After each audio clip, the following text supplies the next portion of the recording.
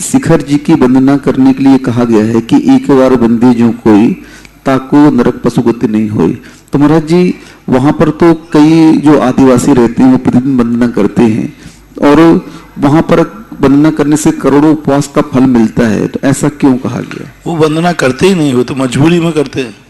वंदना कहाँ हो रही? हमारे यहाँ वंदना का इसलिए नियम बताया कि सम्मेद शिखर की वंदना करने वाला व्यक्ति यदि मोक्ष जाने के लिए वंदना करेगा और वहाँ की वंदना करने के बाद फिर व्यक्ति सोच लेता है कि मैंने शिखर जी की वंदना की, अब मैं ऐसे कोई कार्य नहीं करूँगा जो दुर्गति आदि के कारण बने, तब बात बनेगी। मात जाकर के वंदना करके आ गए और फिर कहना कि अब तो खूब शराब जुआ पियो, खाओ पियो, क्योंकि हम तो शिखर जी की वंदना कराए। तो ऐसा अंधेर नहीं है। पूरा भाव के लिए नीचे की पंक्ति तुम पढ़ते हो, पूरी 4 पंक्तियां हैं, किस किस भाव से कैसे परिणामों के द्वारा वंदना की जाती है, तब कहीं जाकर के उसकी नरक त्रियंश गति से मिलता है।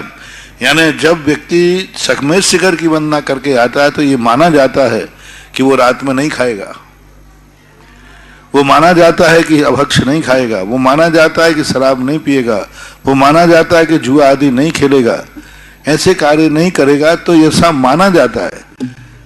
तो तभी कहीं जा, क्योंकि वो सम्मेद शिखर की वंदना करके आने के बाद फिर रात में खावे तो कौन बचा सकता है? सम्मेद शिखर की वंदना करके आ गया और रात्रि में यदि भोजन कर रहा है और तो उसके लिए कोई दुर्गति से बचा नहीं सकता। 100 बार वंदना कराओ ना, 1008 वंदनाएं भी कर लो, 1,00,000 वंदनाएं भी कर लो, और रात्रि भोजन आदि आप कर रहे हैं, तो फिर आपके लिए कोई सम्मेद शिखर बचा नहीं पाएगा। वो तो दुर्गति जाना है तो जाएगा।